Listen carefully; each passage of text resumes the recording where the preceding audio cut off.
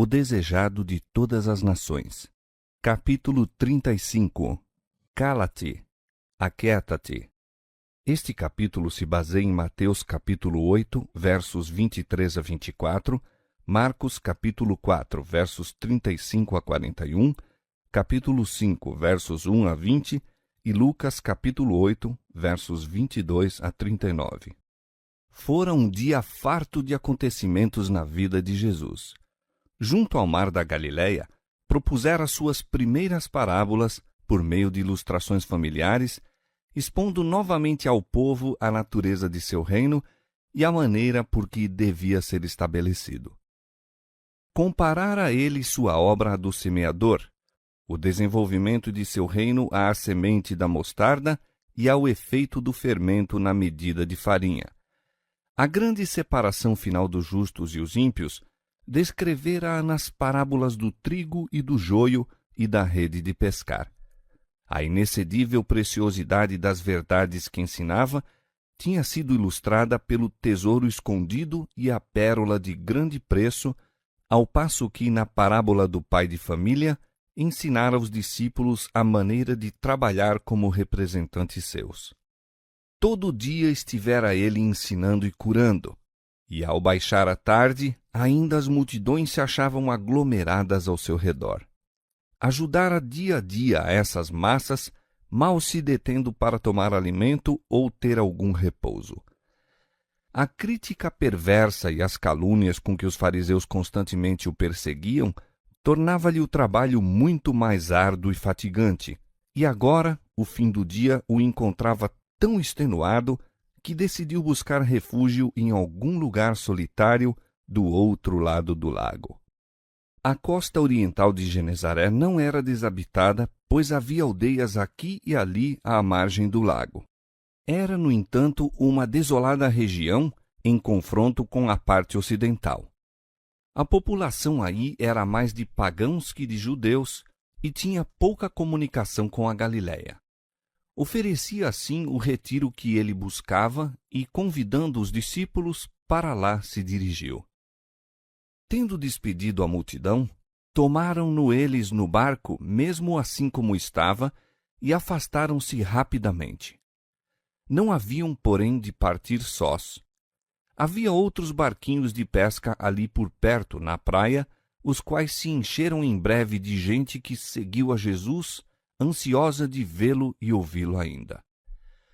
O Salvador desafogou-se, enfim, do aperto da multidão e, vencido pela fadiga e a fome, deitou-se na popa do barco, adormecendo em seguida. A tarde fora calma e aprazível, e espalhava-se por todo o lago a tranquilidade. De súbito, porém, sombrias nuvens cobriram o céu, o vento soprou rijo das gargantas das montanhas sobre a costa oriental, rebentando sobre o lago violenta tempestade. Pusera-se o sol, e a escuridão da noite baixou por sobre o tormentoso mar.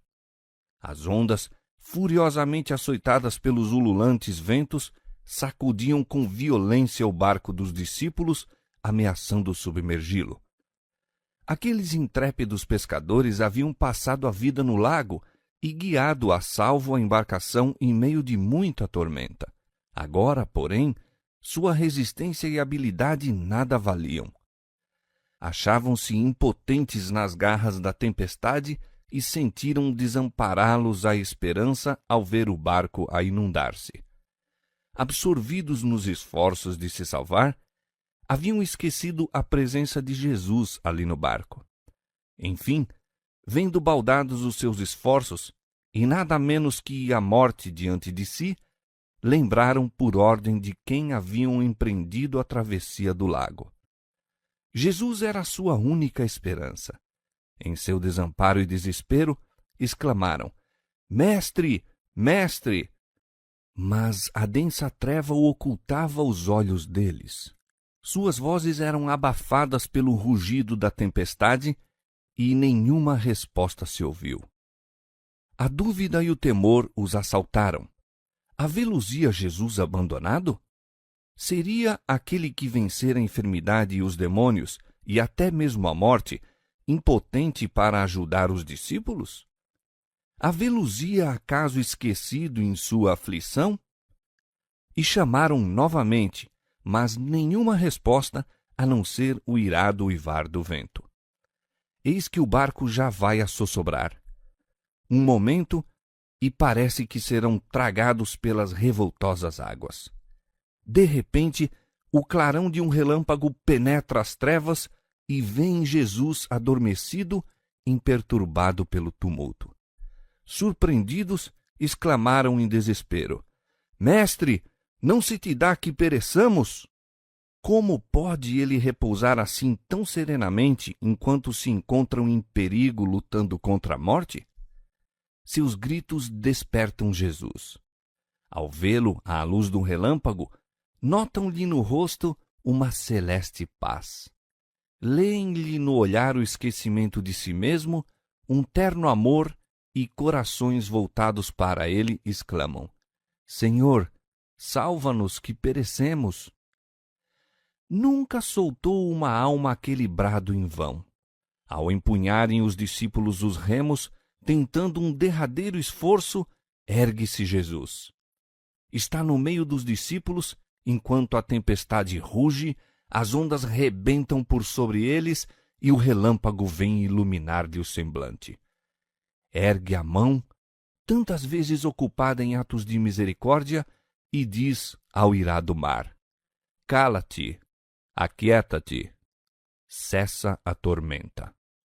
As ondas entram em repouso, as nuvens dispersaram-se e fugem as estrelas. O barco descansa sobre o mar sereno. Volvendo-se então para os discípulos, Jesus pergunta magoado: Por que sois tão tímidos? Ainda não tendes fé? Os discípulos emudeceram. Nem mesmo Pedro tentou exprimir o assombro que lhe enchia o coração. Os barcos que partiram em seguimento de Jesus achavam-se no mesmo perigo que o dos discípulos. Terror e desespero apoderaram-se dos tripulantes. A ordem de Jesus, porém, trouxera quietação à cena de tumulto. A fúria da tempestade levara os barcos à mais próxima vizinhança e todos os que havia a bordo testemunharam o milagre. Na paz que se seguiu, foi esquecido o temor. O povo segredava entre si: Que homem é este que até os ventos e o mar lhe obedecem? Quando Jesus foi despertado para enfrentar a tempestade, estava em perfeita paz.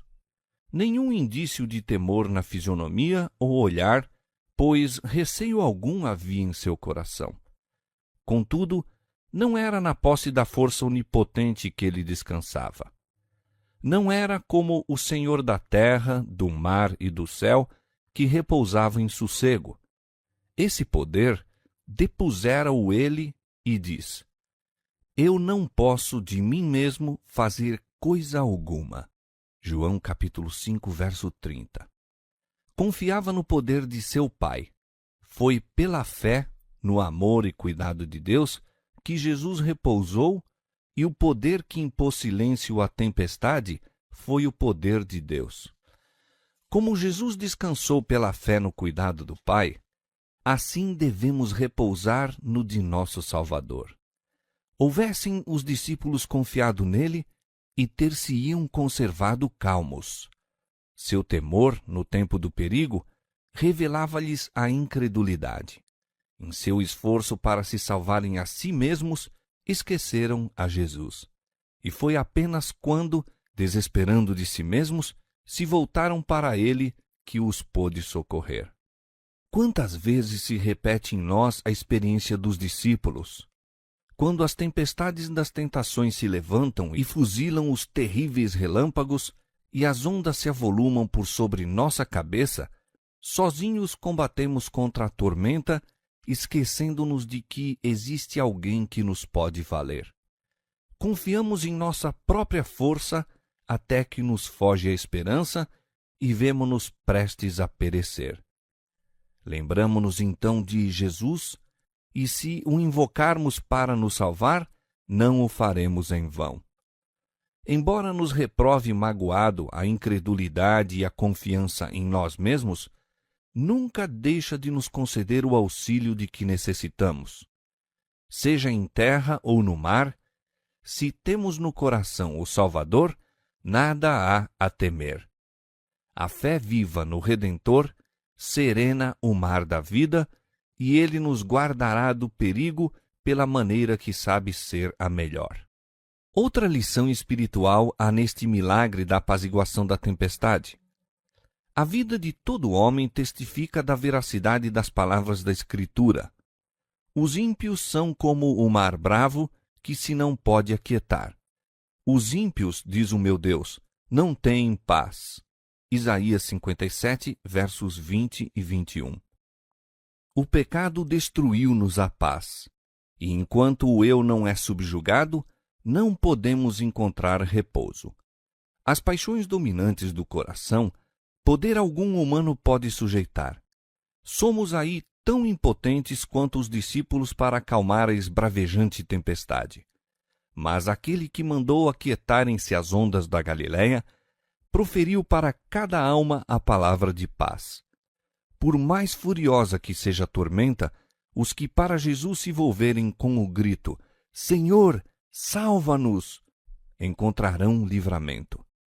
Sua graça, que reconcilia a alma com Deus, apazigua a luta da paixão humana e em seu amor encontra paz o coração.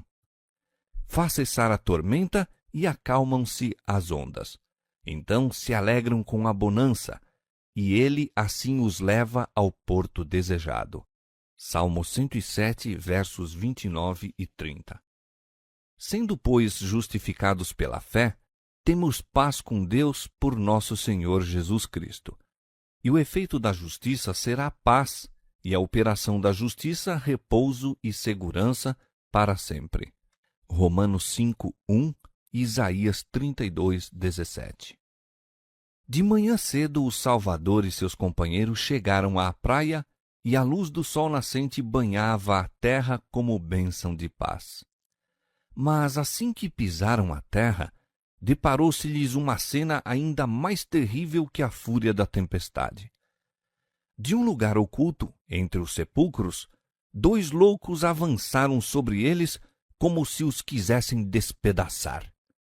Pendiam-lhes pedaços de cadeias que haviam partido para fugir à prisão. Tinham a carne dilacerada e sangrando nos lugares em que se haviam ferido com pedras agudas. Brilhavam-lhe os olhos por entre os longos e emaranhados cabelos, como que se apagara neles a própria semelhança humana pela presença dos demônios que os possuíam, parecendo mais feras que criaturas humanas. Os discípulos e seus companheiros fugiram aterrorizados. Notaram, porém, depois, que Jesus não se achava com eles e voltaram em sua procura. Encontrava-se onde o tinham deixado. Aquele que apaziguara a tempestade, que enfrentara anteriormente a Satanás, vencendo-o, não fugiu em presença desses demônios. Quando os homens, rangendo os dentes e espumando, dele se aproximaram, Jesus ergueu a mão que acenara às ondas impondo silêncio, e os homens não se puderam aproximar mais. Quedaram furiosos, mas impotentes diante dele. Ordenou com autoridade aos espíritos imundos que saíssem deles. Suas palavras penetraram no espírito entenebrecido dos desventurados. Percebiam fracamente estar ali alguém capaz de salvá-los dos demônios atormentadores. Caíram aos pés do Salvador para o adorar, mas ao abrirem-se-lhes os lábios para suplicar-lhe a misericórdia, os demônios falaram por eles, gritando fortemente: Que tenho eu contigo, Jesus, Filho do Deus Altíssimo? Peço-te que não me atormentes.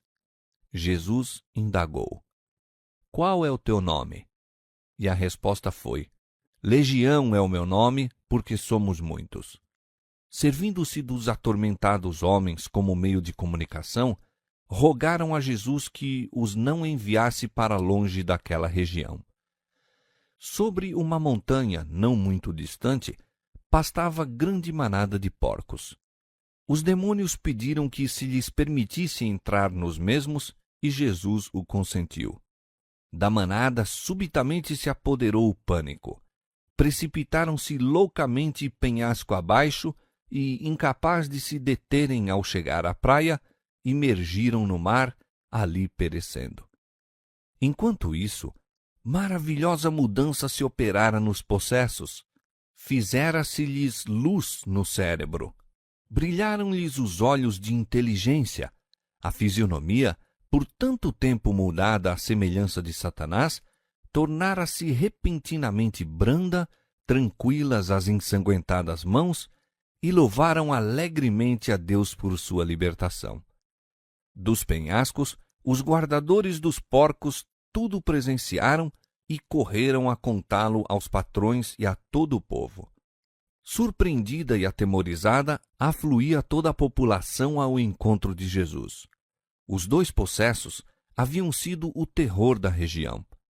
Ninguém se sentia seguro ao passar por onde estavam, pois avançavam em cima de todo viajante com fúria de demônios. Agora, esses homens achavam-se vestidos e em perfeito juízo, sentados juntos de Jesus, ouvindo-lhe as palavras e glorificando o nome daquele que os curara. Mas o povo que testemunhou essa admirável cena não se regozijou. A perda dos porcos afigurava-se-lhes maior importância que a libertação desses cativos de Satanás. Fora por misericórdia para com os donos desses animais que Jesus permitira lhes sobreviesse o prejuízo. Achavam-se absorvidos em coisas terrestres e não se importavam com os grandes interesses da vida espiritual. Cristo desejava quebrar o encanto da indiferença egoísta a fim de lhe poderem aceitar a graça. Mas o desgosto e a indignação pela perda temporal cegou-os à misericórdia do Salvador.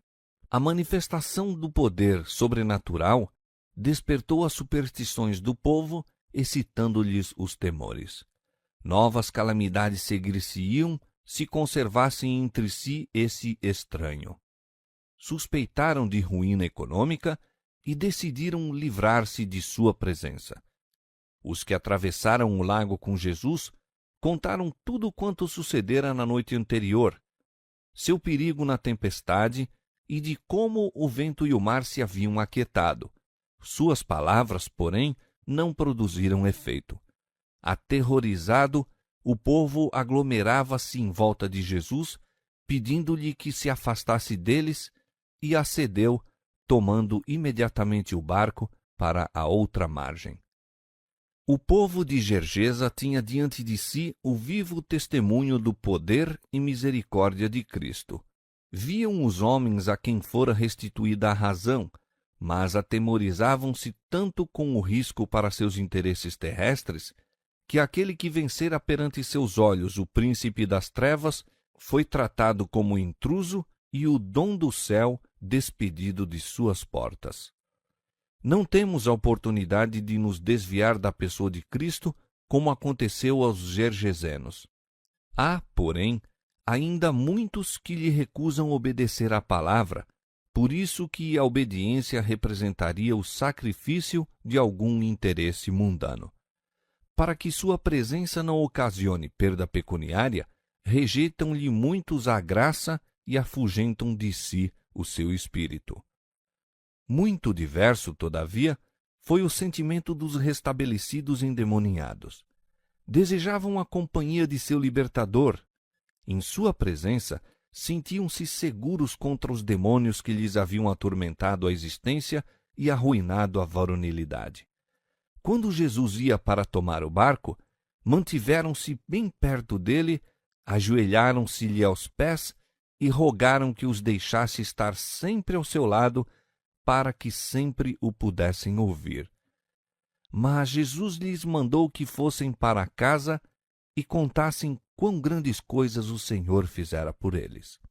Ali estava para eles uma obra a realizar, ir para um lar pagão e contar as bênçãos que haviam recebido de Jesus.